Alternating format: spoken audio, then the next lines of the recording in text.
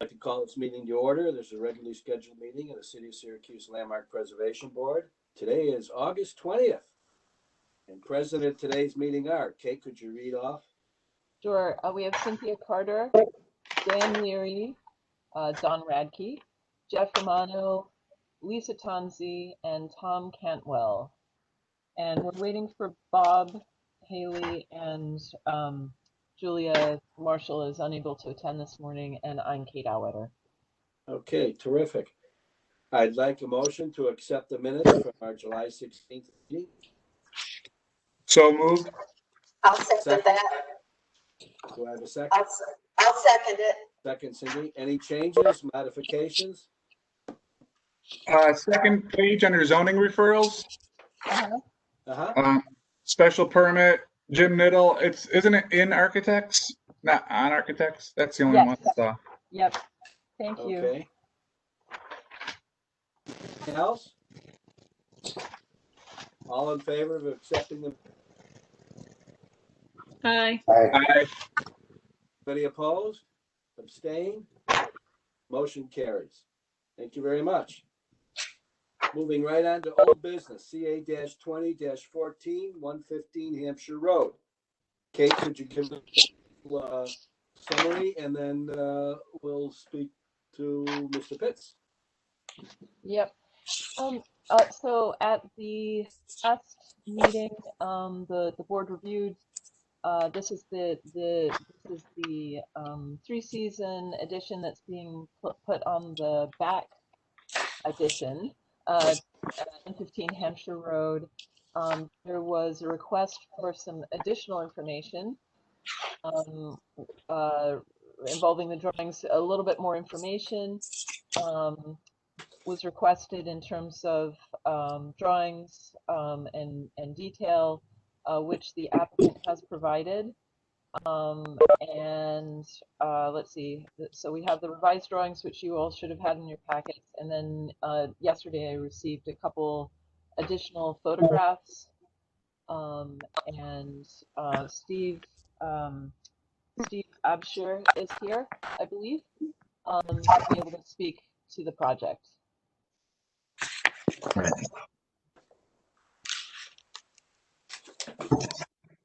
Okay, Steve, are you? Yes, I'm here. Okay. Can you just kind of describe things a little bit, and then we'll go through individual questions or clarifications? Sure. Well, Mr. Pitts is looking to do, as the lady said, a 3-season sunroom on the back of the house there. The drawings, I think, show you at least an idea of what it will look like in terms of shape and size and everything. I apologize, but I'm not really sure what type of information you're looking for.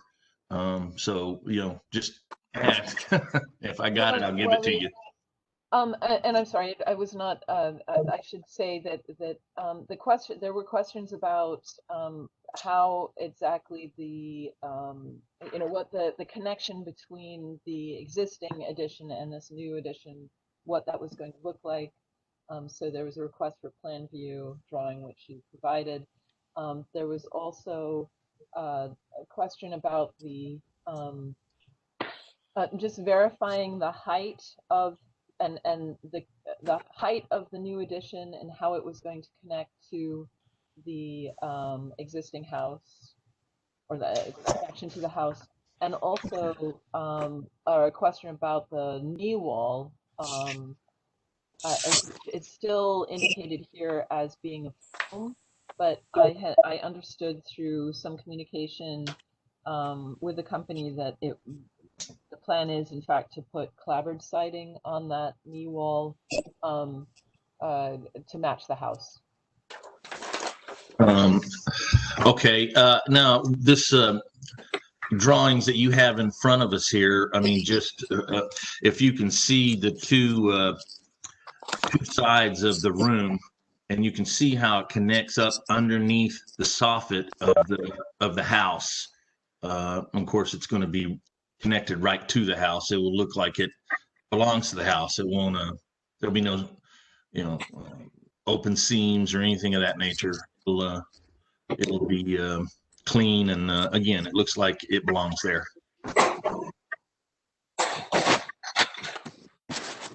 Kate, could you put up the first one where they show the connectivity to the house? Not that one, the prior one. That is the first one. That. Oh, Yeah, that's it. no, there's one other. There is another one. I'm looking at it. I don't see it marked with the indication. It's this. It's a survey. Oh. I'll have to go and I can find that.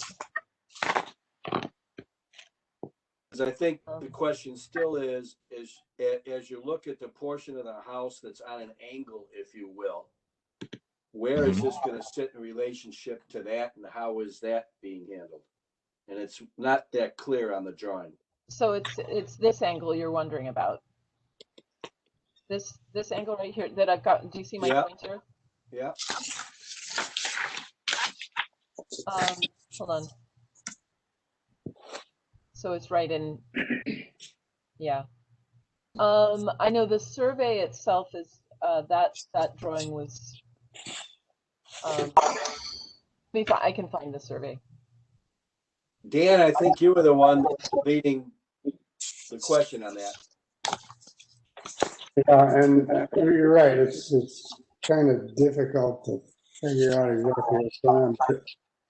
The plans show that there's that acute angle is, I guess, the concern. It seems to be on the other angle, the floor plan. There's an existing gutter there. I'm sorry. Could I ask everyone to mute themselves, except for we're speaking, except for Dan, because there's a lot of feedback at the moment. Sorry about that, Dan. I was just saying. Okay, go ahead. The intersections, there's an acute angle and a obtuse angle. On the right-hand side, the obtuse angle, there's a downspout and gutter that comes together there, which I guess will just be relocated to the side. But I'm not clear, as Don points out, exactly how the intersection of the existing house comes together with the very narrow trim that's in that intersection. It's not dimensions, it's not detailed, so it looks like a mullion right up against the inside angle. I'm not sure how that's going to work out, but the details aren't very clear.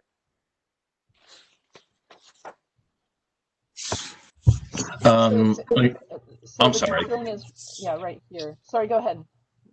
No, and I apologize. This was a last minute thing for them. They asked me to get on here, so I want to make sure that I get you the proper information. As far as the angle of the roof, again, I'm not sure, but as you can see, it's going to go right underneath the soffit, No, I understand that part is the wall intersection. And going underneath the soffit means that the gutter will be above it. I'm not sure how that flashing will take place, but that's a detail that's your problem. Right. Yes, we'll flash that, and we'll move the gutter to the front of the room. Right off the top of my head, I don't know if they're going on the left side or right side, and they may very well be doing too. But they will take care of all the gutter to make sure that it's correct. I believe it ties in also. Did you say you're going to take the gutter off the house and move it? Just where the room is connected to the house, Right. And I can't tell, but if that gutter needs to be moved and brought forward because we're going to put a gutter on the new addition also, and we will also really tie into his gutter system, and if we need to tie into that or redirect it, that's what we'll do.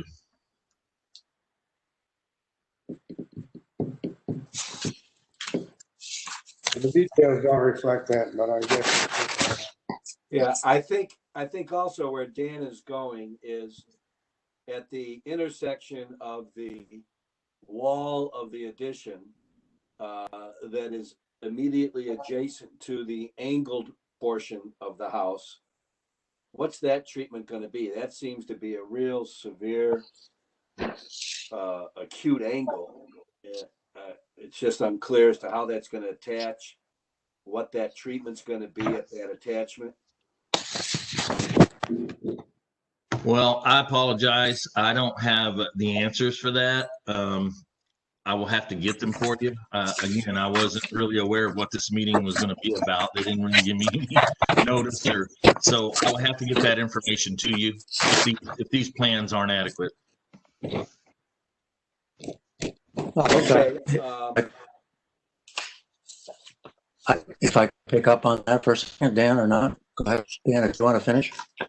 It's just not clear here. I guess it's a detail to be resolved, but I would expect more from the details on the plans than are shown. Yeah, so would I. Well, just let me pick up on that, because we were concerned about this connection to that angular wall before. I think you've done the drawings we've asked for to the applicant here. I'm sorry for checking in late today.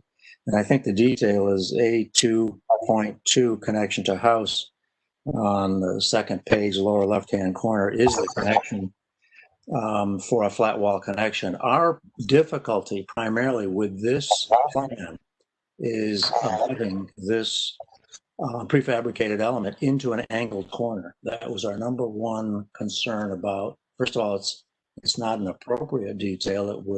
It's not a traditional detail. It's making a bad corner. If this were Florida with no snow, rain, anything else, you might be able to do this. So the question at that corner is putting a sliding glass door right up to that corner underneath the valley of a roof above, and then it's a problematic detail. And that's what we're trying to identify. It's both not traditional and it's problematic.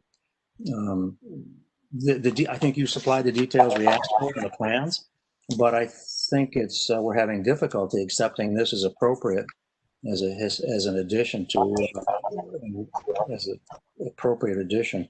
The only thing I would like to say is that if you took this prefabricated element and moved it back away from the house 2 feet and put a wing wall of either stud wall on either side of the existing side lights to give you a small throat or a small neck connecting to the greenhouse, that would seem to be both buildable and more appropriate as a possible orangerie attached to a house.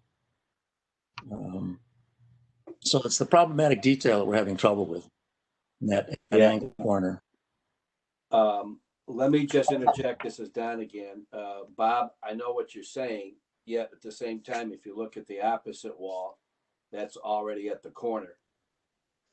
And then I would move it into both. I meant that I would use like a 2-foot stud wall on either side of both of the existing side. So you would make the addition smaller?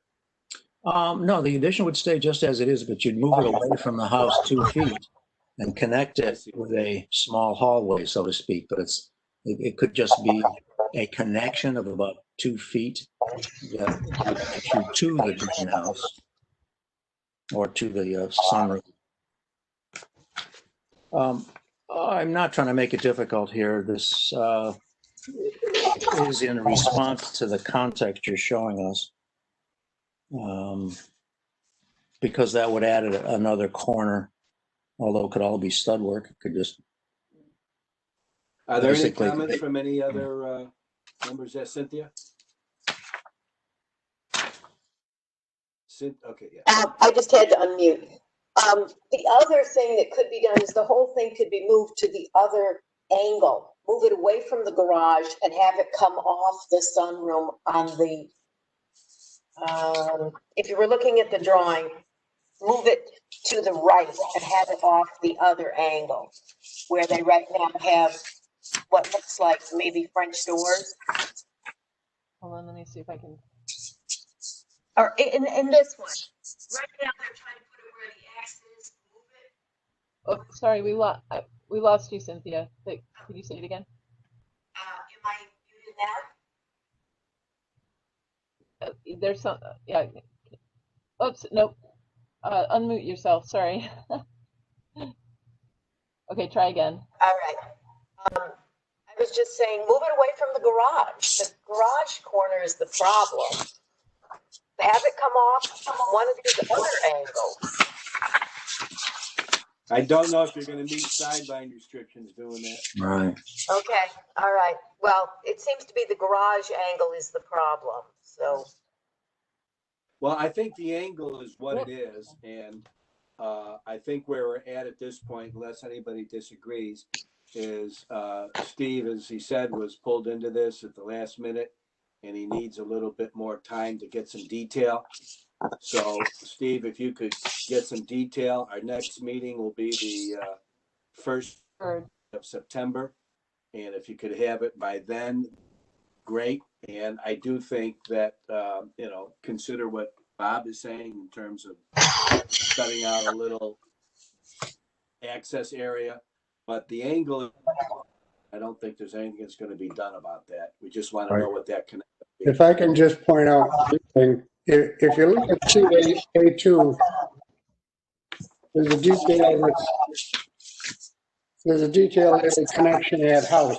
It shows a 90-degree intersection. That doesn't exist anywhere, correct? There's a detail that says the connection at the house. That doesn't exist anywhere because it doesn't reflect the soffit and the gutter above it. Fix it. The same for the cross section. It doesn't show the gutter. Fix it. The details are incorrect. Yeah. So, Steve, if you could get back to us for our next meeting with that detail work and make a decision whether or not you want to bring that addition out, as Bob suggested, with some studded walls or not, and then get back to us and possibly get that information to us before the meeting, so Kate can send it out so we can review it before the meeting. That would be great. Okay, no problem. Is there a point of contact or somebody that I could touch base with if I have any questions? Yes. Kate. Yeah, that would be me. Stephen, I can reach out to you via I'm sorry, is it Caitlin or Katie or Katie's our office administrator, correct? Yes, yeah, Katie. So I can reach out to you via Katie. Okay, no problem. All right, I think I have a handle on what you're looking for. I appreciate you taking a look at this, and I will get this cleaned up and get the proper information to you, and we'll have it to you before the next meeting, and then we'll be at the next meeting. Okay. Sounds good. Thank you very much. Thank you, folks. Thank you. All right. Moving on to new business. C of A -20-16, 207 Sedgwick Drive, window replacement. Kate, you want to get applicant with us? Yeah, Kelly is here. Kelly is here. Okay, Kate, you want to go through things and then we'll turn it over to Kelly. Yeah. So 207 Sedgwick Drive. This is there are two pieces of this application. One is second floor window replacements. These windows, as Kelly will describe, are already vinyl replacements done by a previous owner. So they're looking to replace them with a Marvin product that is fiberglass, I believe. Let's see that. So it will be all the second story windows. And is that including the door over the front door? No, not including that one. Nope. No, it's only that Kelly's indicated through the numbering which ones we're talking about. And then the other piece of the application is paint job. Here's some of the closer ups of those windows that we're talking about. Here's the Marvin product. We can get back to it when Kelly, and then also repainting the house white, and then a dark gray paint color. So, Kelly, take it away. Well, Kate really summed it up there. We have the windows that were in the home when we purchased it. I believe they were installed in the 90s. And they are just a single pane vinyl window.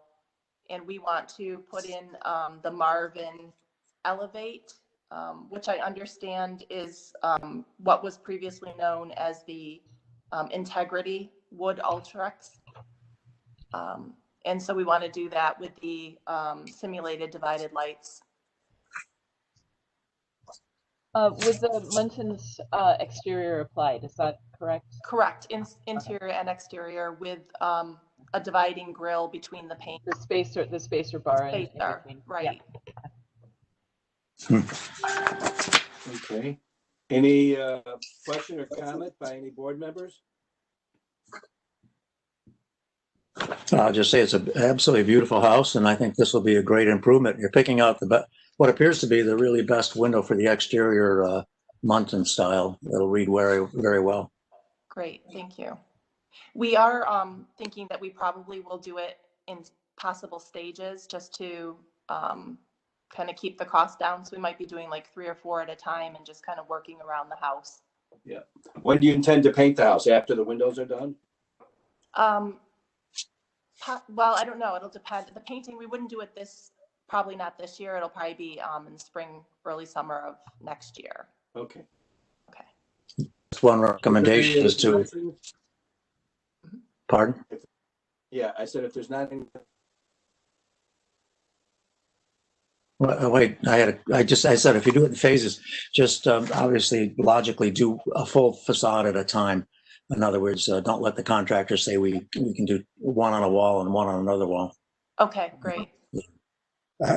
Just one, the Muntins obviously are a clear, significant part of the house. And I wasn't clear from the submittal that there are exterior Muntins. I'm less concerned about the spacers, but hearing that there are, have you made any comparison between the Muntins on the Marvin replacements and the Muntins on the existing house? Just, are they in the same, I don't care about the profile, but the same general size? Yes, so the way that we, if you look at the terrible little plastic grids that are attached to them now, Yeah. they're like an 8/8, and the size of those is what we would have that 8/8 configuration on the new windows, and the size of the glass panes matches very closely to the majority of the panes in the rest of the house with the original windows.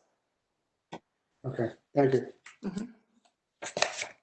If there's a choice in the projection, in other words, the exterior dimension of the Muntins, try and match the existing house, I think is part of this question. Do you know how deep that exterior Muntin is? How much it comes out from the exterior glass out to its, the depth of the exterior Muntin? On the Marvin product? Yeah. Yeah. I don't know if it's on the catalog. I sent the catalog in. I'm just trying to see if it says. Yeah, hold on. Let me see. I'll see if I can find it, but I might not be able to. The concern is that some of those exterior Muntins tend to be a flat bar, kind of, not exactly flat, but they don't have the profile of the original. Yeah. If there's a choice, Bob is saying exactly what I was having a hard time putting together. Yeah, rather than just a piece, if there's a profile to it, a depth, a dimension.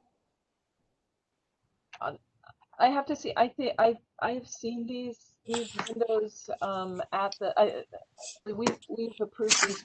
Well, actually, that's right. Those were 1/1s, but I've seen the Marvin products at.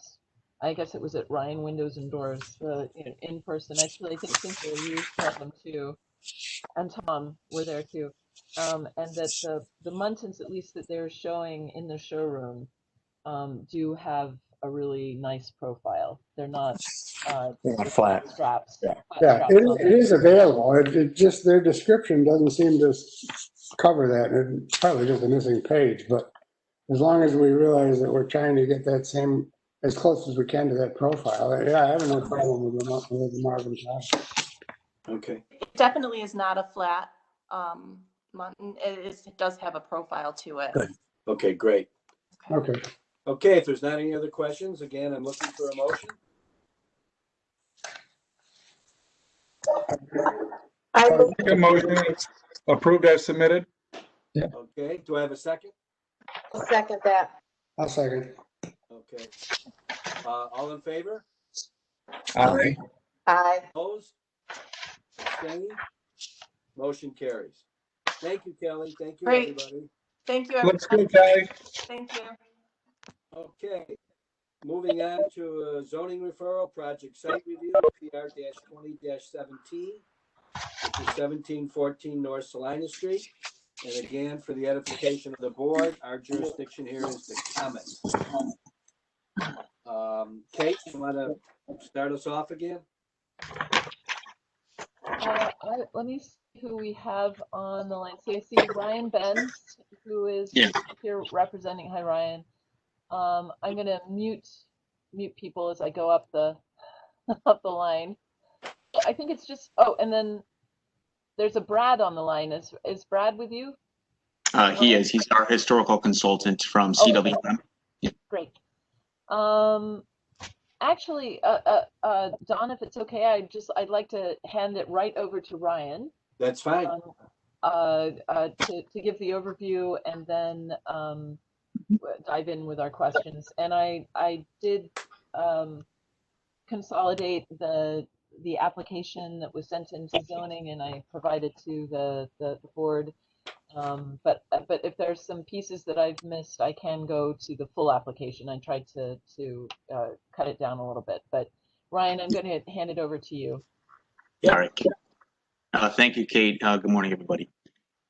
First, let me just say that we're really excited to be undertaking this project. My partner, Steve Case, and I came to Housing Visions almost a year ago at this point and said, hey, what are you guys thinking about this project? And, you know, we're kind of two Syracuse-based companies. I've driven past this building my entire life, and it's only continued to fall into further disrepair. Obviously famous for having the house on the roof and decorated during the holidays. And it's always been an icon, but not necessarily a great one. And we're looking to change that. So first of all, by way of introductions, on the call this morning, we have Wendy Ferry. She is our architect at CWM and put together most of the drawings that you guys have. And also is Bradley Everdike. As I mentioned, he is our historical consultant, again with CWM. And I also saw Michael Flair, our partner at Housing Visions, is also on the call today. So I think we're well rounded. Moving forward, so that you guys are aware, Huber Brewer is expected to be the general contractor on this, and they've worked with us very closely for the last 5 or 6 months. In addition, and I'll say alongside our historical consultants, looking at trims and windows, and we've really spent a lot of attention on this already. The complex itself was not already on the historical registry. However, it was eligible. So we just completed the part 1, and now do have the complex accepted into the part 1. That came back on August 3rd. And we have recently submitted our part 2 to SHPO and ultimately to National Parks. And that's under review right now. And I had forwarded that part 2 application to Kate so you guys can actually take a look at that entirety. It's just shy of 600 pages. So feel free to take a look at your leisure. I'll do that tonight. Yeah, right. If you don't have 8 hours booked. Other thing I'll mention is that we, again, have worked very closely with the state historic folks. Julian Adams specifically has toured this property, and I believe a couple of these. So they're very intimately involved with this, and it's been a very close relationship as we prepared the part 2. Kind of running drafts by him and making sure that we are on the same page before we even submitted this. And Brad's done a great job at that. So that's kind of the background. So we're in contract on the building today. There's contractual language that says pending approval of the part 2, will we be required to close? So we're looking to close on this building. I think it's going to happen probably January or February of this coming year before we close. And in an ideal world, we'll be starting construction probably March or April of this coming year. So we're looking to, the complex itself was built really between 1881 and 1890. The complex is made up of 8 buildings today, but the 4 historical buildings were built between 1881 and 1890. And the chart that's on the screen there is a great representation. Building 1 is the Penfield building. Building 2 was in addition to the Moyer complex. Now, the Moyer carriages were built in Building 3, if you're looking at the chart there. So Building 2 was the first addition, then Building 1, and then Building 4 is the second part of that Moyer carriage extension. And I don't have the exact year, but I think it was mid 1880s is when Building 4 was built. And all the exact dates are part of the application that you have there. What we are proposing to do is to maintain the historic buildings, but then to selectively demo the add-ons that were built really right around 1950, 1960, kind of the mid 1900s. We consider those as the non-historic components of the complex for various reasons, which I'll let Brad get into the details on all of those. But the ultimate intent here will be to maintain Building 1 in entirety.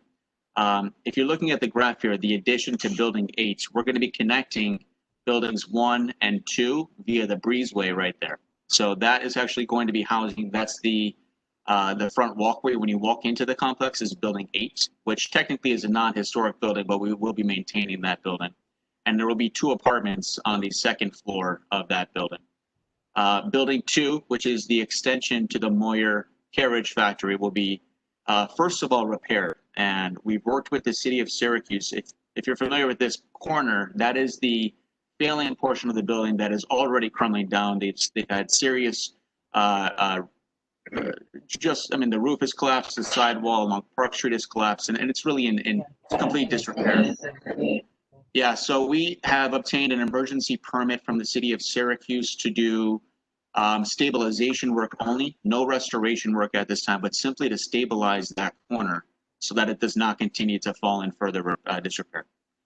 And then, so the entirety of the project is Buildings 1, Building 8, Building 2, Building 3, where again, Buildings 2 and 3 connect as they do today, and then Building 4. We will we are proposing to demo Buildings 5, which is a 1-story interior fill of this complex, and we'll be opening that up to an interior courtyard. So we'll have residential units facing into the courtyard, which will require us to get rid of Building 5. And then Building 7 and Building 6 will also be demolished in their entirety. There is a beautiful chimney from when this building was actually, utilized that we are looking to maintain, and that's really right in the front of Building 5. And I think you can see it it's just below Building 8, right there. Yeah. And exactly, and that will be maintained. Other comments is that the house on top of Penfield will also be maintained. We will be refurbishing that back to its original historic elements. And then the ultimate culmination here is 128 new residential units. They'll be mixed income units. We'll be having 24/7 on-site staffing, 24/7 a day. And really just a beautiful way to kind of redevelop this building for residential use. We are going through the council right now for a re-subdivision to combine the buildings and also to adjust the zoning. Part of the building today is zoned in the IA zoning, industrial use, and part of it is a BA, allowing residential. So we're in the process of doing a rezone to the entirety of the complex to allow the residential use. I will also add from that perspective, if and when rezone comes through, the rezone Syracuse, this entire complex does allow for residential use in the future. So we're kind of jumping the gun with that rezoning of the complex in general. So I'll leave it at that for now, and then any questions I can either answer or refer to Wendy or Brad. What about parking? Yeah, so when we demo building, I think it's Building 6, we're going to be opening up significant parking. So our current site plan allows for 80 parking spaces directly on the property itself. It'll be gated for security reasons. Yeah, right there. So you can see here, Building 1 it's just called multi-story building. That's the Penfield building. You can see the 80 parking spaces adjacent to it, and then just kind of how the complex works itself out. Yeah. And here's the parking. Yeah. Now there's a ton of site plan improvements that we're proposing as well. New sidewalks, new curbs, new green spaces. This is going to be a really beautiful aesthetic when we're done, both on the building itself, but also the grounds of the complex. Can you talk a little bit about windows, new versus existing, and any work or treatment that you're going to be doing on the brick? How's that being handled? Yeah, Brad, can I turn that over to you?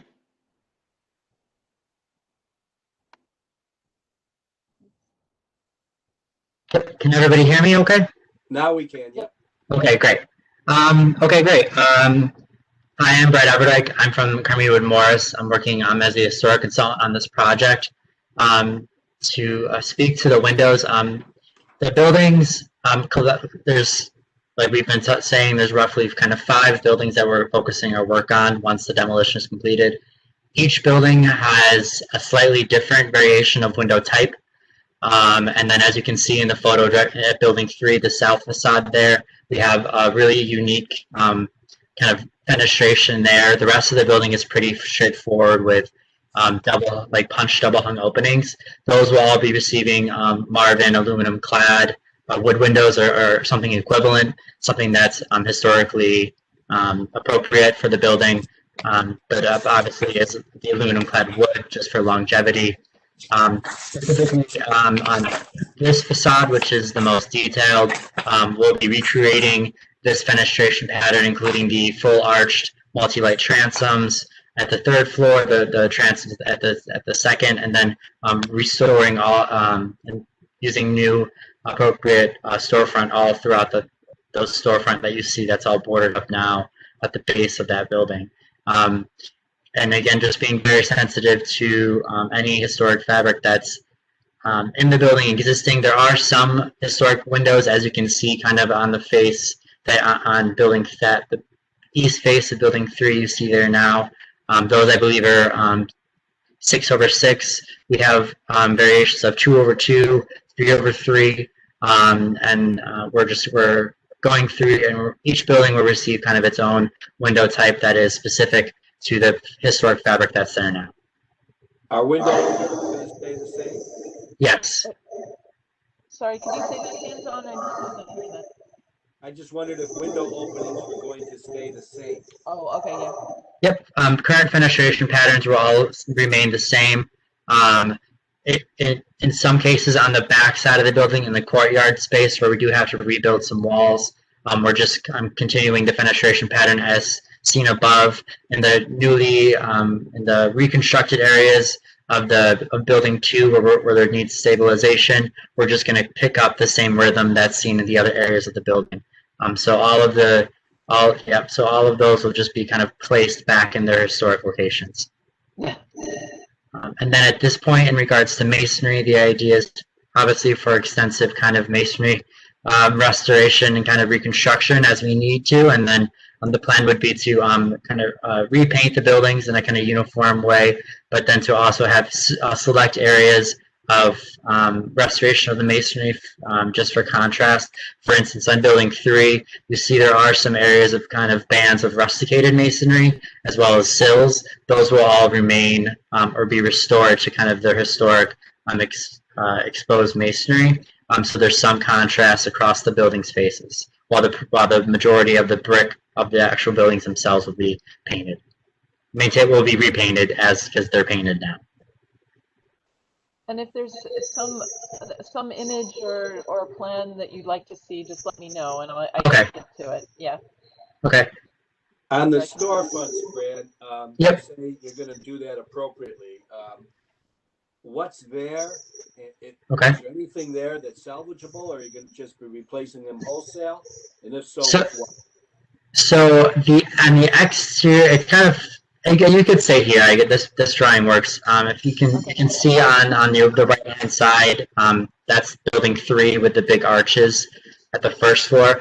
On the exterior of the building, there are some historic wood kind of engaged pilasters with detailed kind of Corinthian almost capitals. There's some wood paneling at the base of the storefront windows. That'll all be most likely either restored or recreated. So you have that side. The actual windows themselves, there's not really much there. On the interior, there are some existing multi-light transom windows that you can reflected in the elevation here. Those are in buried condition. A lot of the windows are broken. So the idea there would be to replace all of the windows, the storefront windows with new, but while simultaneously maintaining the historic fabric on the exterior. And then there is some trim and stuff on the interior also that we would be maintaining and placing back once the new windows are installed. Question? Can you hear me, Brad? Yep, I can hear you. Okay, we're getting some. Let me see if I can. On the storefront window. I'm not sure if you can hear me. Yeah, we got it. Here. Okay, go for it. On the storefront transom, it would be very important to keep the transom, even if whatever you can keep or replicate of the transom, the full height vertical of these storefronts and the traditional transom in the pre-electric era is significant to these buildings. So the transom feature, whether you find you can recover it or replicate it, should be transparent as high as possible, not with a drop ceiling and reflective glass. So if at all possible, our recommendation would be to keep full transparency of the original transom as much as possible. And second, Whoop, hold on, go ahead. Thanks. And secondly, there's something strange with your, when I unmute Brad, there's a lot of feedback. So I've just muted you, Brad. So go ahead, Bob. Sorry about that. Sorry, I can't quite figure it out myself. On the reading the notes that we received in the preview, I noticed it's mentioned replacement windows throughout will be a single hung Marvin window. I recommend a double hung. Our comment would be the double hung for two reasons. One is it was the original window type. Secondly, it is the most efficient type for future non-energy consuming air conditioning.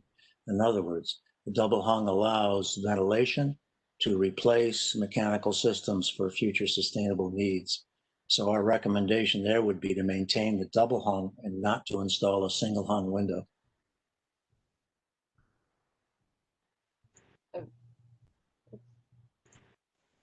Any comment? I can't hear it. Okay, go ahead, Brad. Okay, to the comment about the transoms, our plan is to recreate that multi-light transom with full transparency and make sure that that's all there.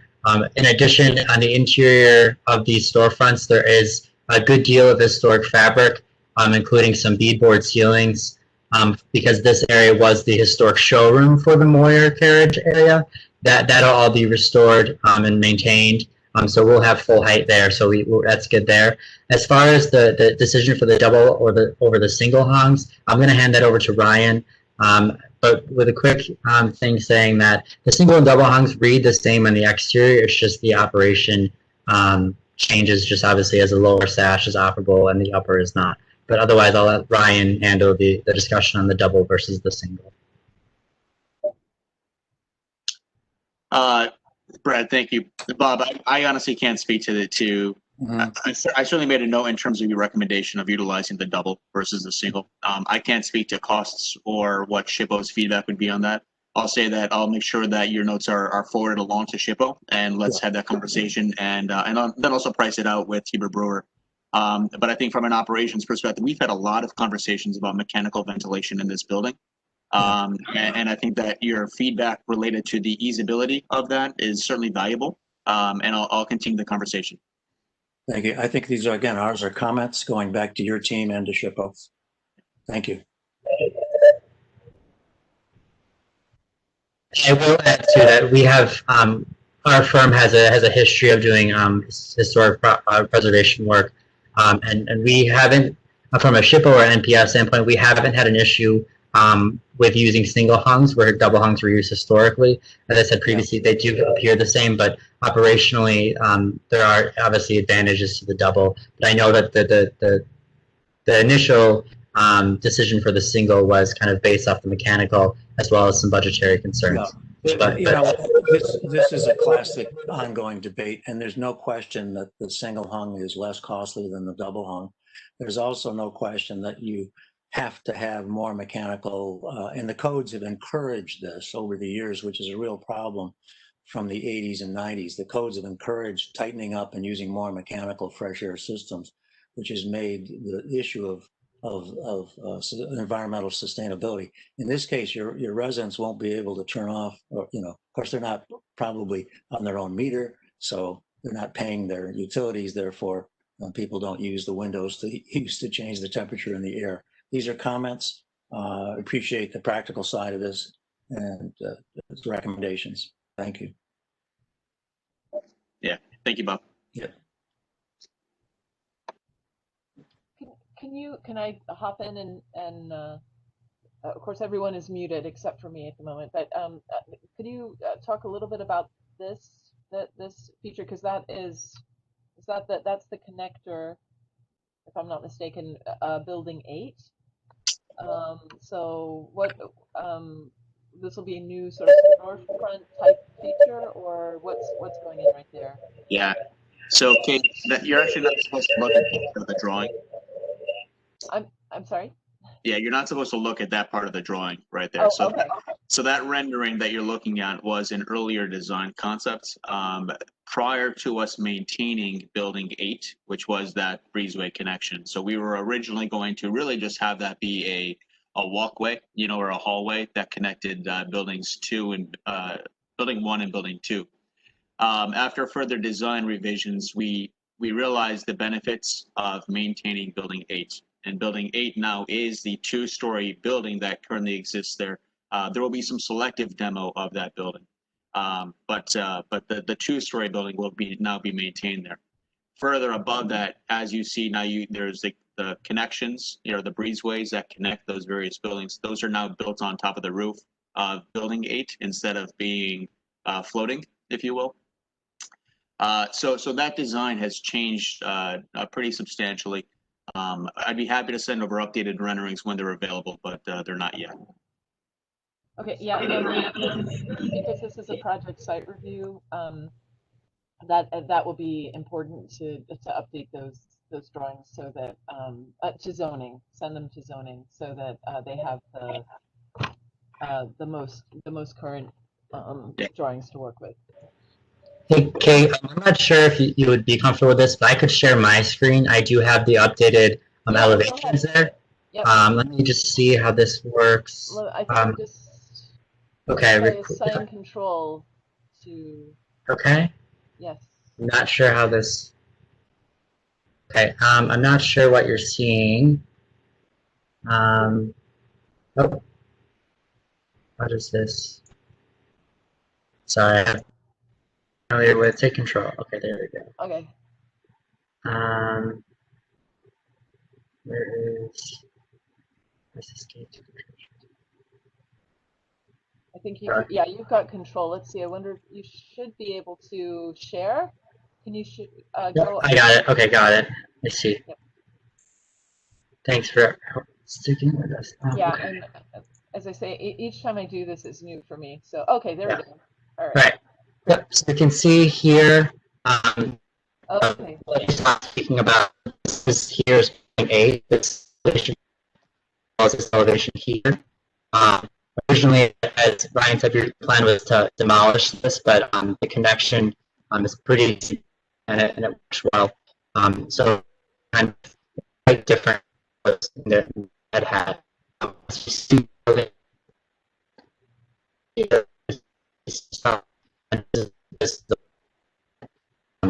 Currently, there are there's enough that the new project on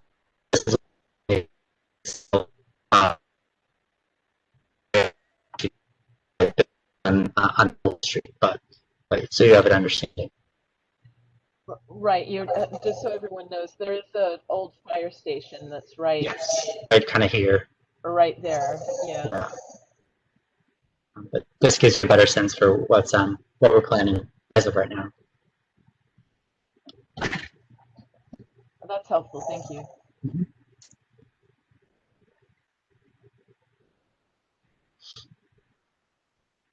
Don, I've unmuted you. Do you have, or is there anyone else have any comments? I just had a quick question about the fire escape you're showing. Is that a functioning fire escape? That's actually another just slight snafu. There is a large fire escape on the building now. The goal would actually be to remove that completely. I think there's some residual things from a previous. Let me see if I can. It's fine. Okay. That's adequate. That's adequate. Okay. Thank you. Yeah, you can see it here. It's been removed, so that this would just be the face from the parking lot. Yeah. Okay. Are you taking down the billboard sign that's in front of the house on the roof? It looks like you are. Yes, we are. That is the plan. Okay. Very. All right, Kate, do you have what you need? I have everything that I need. I don't know if there are any other comments. People can unmute themselves and if there are any other comments. No, it looks like a great project, needed project, and a big project. One more question? What's the cost of the penthouse, the house on the roof? Is that going to be available? No, guys, thank you all very much for the time. I mean, we're really excited about this. It's going to be an anchor on this side of the community. It's going to be a great opportunity for streetscapes, on this part, and we're just really excited about this project. This is a long-term play for us. Yeah, Great. agree. All right, thank you very much. Terrific. Thank you. Good luck. Appreciate it. Thank you, everyone. Thank you. Okay, moving forward, we're on discussion use. Hold on there, Don. Who wants to take the lead on that? Kate? Wait. Well, let's see. I have to. Everybody. Control first. Whoops. Hold on here. I think that. Let's see. Can you? Oh, right. I think it is just us again, right?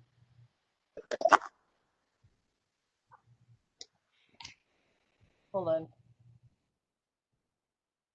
All right. Okay, I think it is just us again. Okay. Right. Can you all hear me? Okay, good. All right. So the last item, hold on, let me see. I don't know if I need to share anything. Why not? I'll just get the photographs up.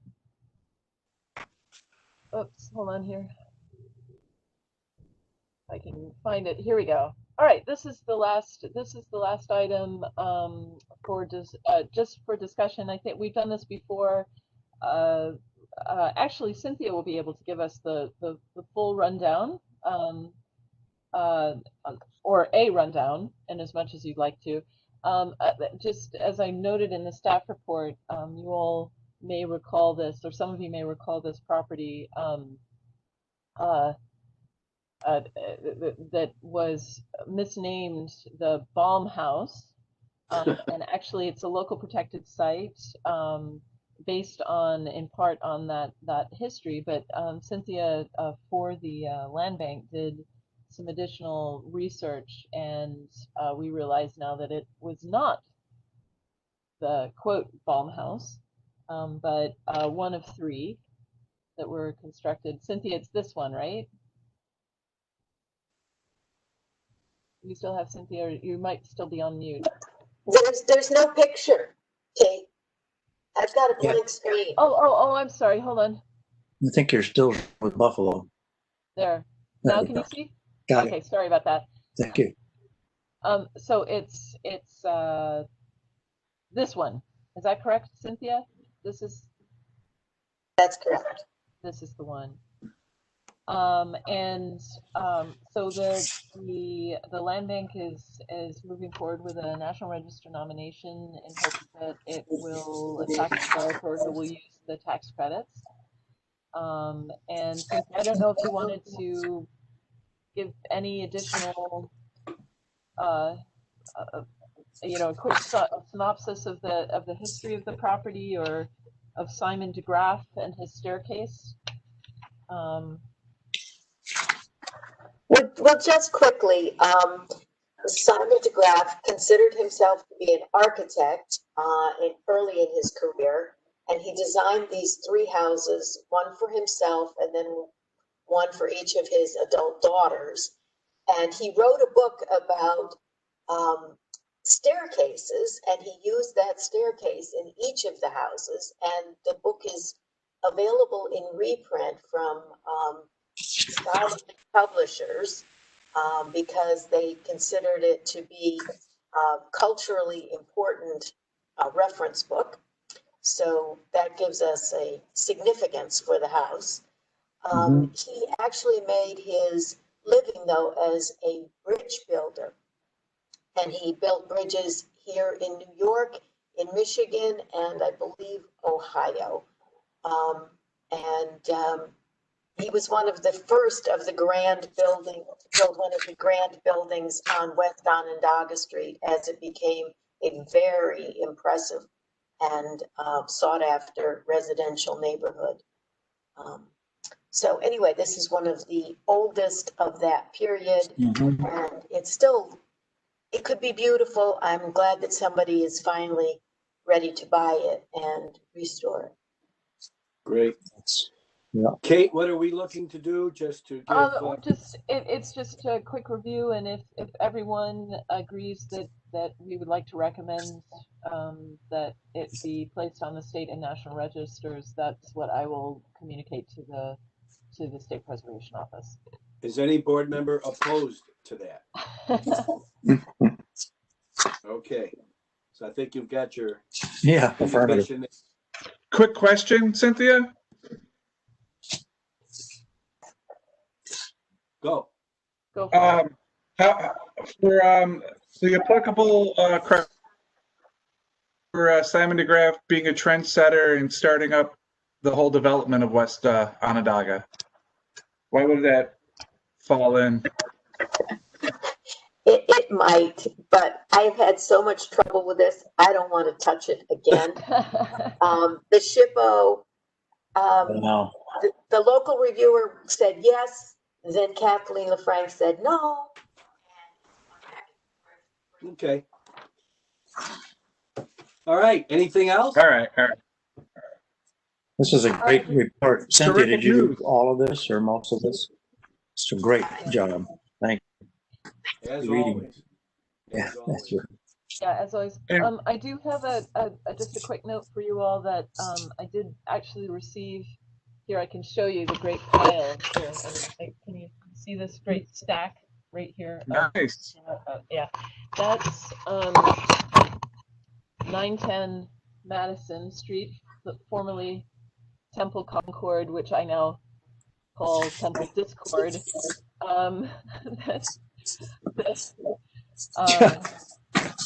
But anyway, the developers have asked to come. We're actually still, as I had reported before, that we're taking our lead with the BZA. The BZA is going to have sort of the first crack because they are looking to get area variance, I believe, for this. So, but the developers have asked us or asked the LTD for a discussion of the initial designs so that they can get a little bit of a jump based on the board's comments.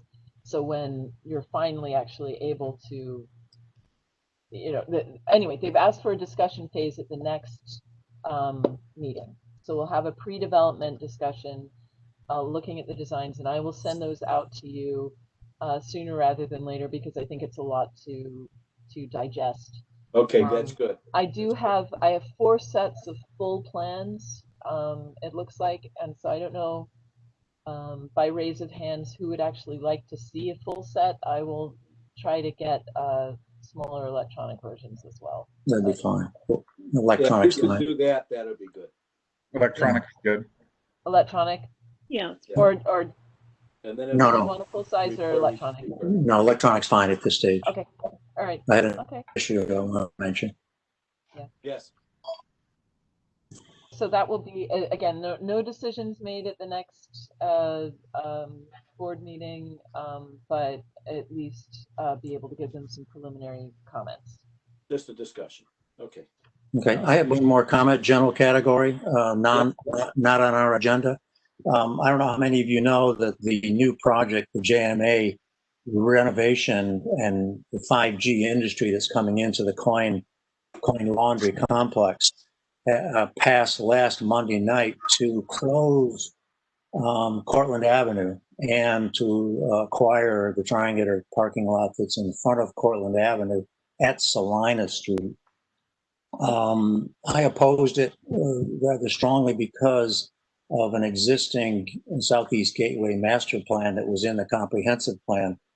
But that has not been addressed by zoning or the planning commission. And I'm continuing to say that this issue of closing Cortlandt Ave and acquiring it was not necessary for the project to be successful. No one wants to be against this particular project.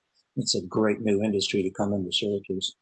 But the process whereby Cortlandt Ave is a historic route and it makes a historic place. So in terms of the rezone, if rezone were existing today, you wouldn't be able to do this. They would maintain significant historic routes and public places, even though they've been derelict for years. And the fact that there was a plan then to use these in the future that was not reviewed by the applicant in their request for a consolidated campus plan troubles me a lot. We spent, just as a very quick history, we spent 7 years in neighborhood groups funded by the MDA, which is now Syracuse Center States, and the city, to listen to neighborhood response about their future economic development. They were not able to lift it themselves for many reasons, one of which being that obviously all parts of the city don't get funded for their futures the way individual projects do in this town. Just wanted you to know that historically, from a historic point of view, closing Cortlandt Ave to me is a significant issue. It's not on our radar. It isn't part of our agenda. And that's, maybe there'll be more on this. At this point, I just wanted you to know about that. Maybe we can discuss it whenever it's appropriate. Okay, thanks for the heads up. Thanks, Bob. Yep. Anything else? If not, I'll entertain a motion to adjourn. Good. So moved. Second? All right, everybody, stay healthy. Thank you. Talk to you Thanks, Kate, everyone. Kate, before you go, you know that pile of paper you had? That's absolutely nothing. This is the rest of the room. Okay, sorry. I like your bookcase though. That's the part I show. Yeah, I have my Thank flying you. pig here. There's my flying pig. Yeah, right. All right, let's take care, everyone. Thank you very much. Thank you. And Tom will be. Oops, I need to stop recording. Tom will be in touch as well. Hold on, I can't seem to stop recording. Maybe I was never recording to begin with. No, that's not true. Huh. Yeah, oh, here we go. Stop. All right, there we go. All right, now that we're off the record, Tom. Wait, stop. It's still recording.